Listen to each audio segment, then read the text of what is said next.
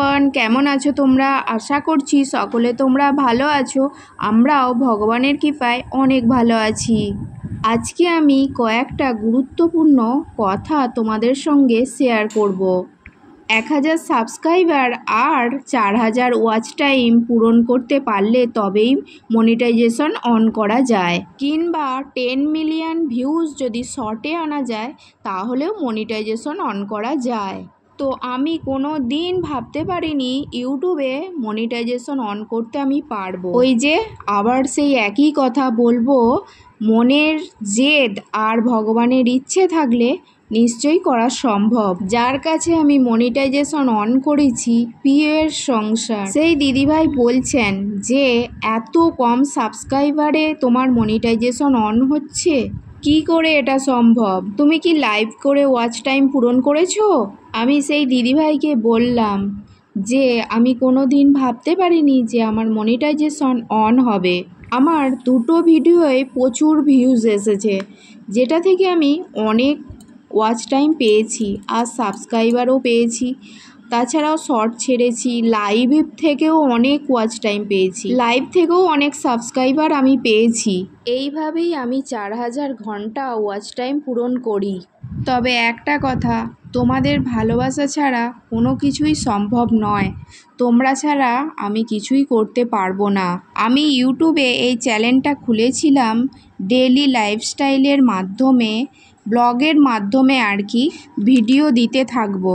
আমার একটা ভিডিওয়ে অনেক ভিউজ আছে, রং খেলার ভিডিও। তো লাইভ থেকেই একজন অনুরোধ করেছিল, তাই ভিডিওটা দিয়েছিলাম। তো আমি এখন রঙের ভিডিও করতে আর চাই না। তোমরা প্লিজ আমায় অনুরোধ করো না এইভাবে। ভিউয়ার্সদের অনুরোধ রাখা আমার কর্তব্য, সেটা আমি জানি।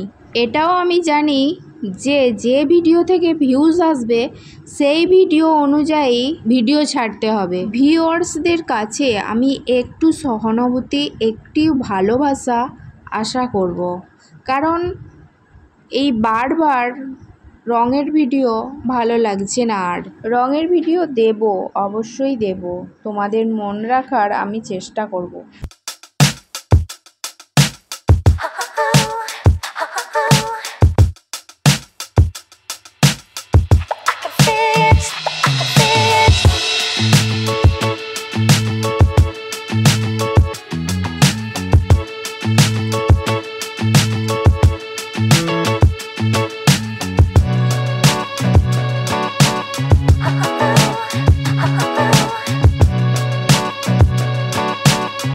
তবে ব্লগ ভিডিও অনেকে পছন্দ করে, ব্লগ ভিডিওর জন্যও অনুরোধ আসে, কবে ব্লগ ভিডিও আসবে এ কথাটা লাইভে এসেও বলে।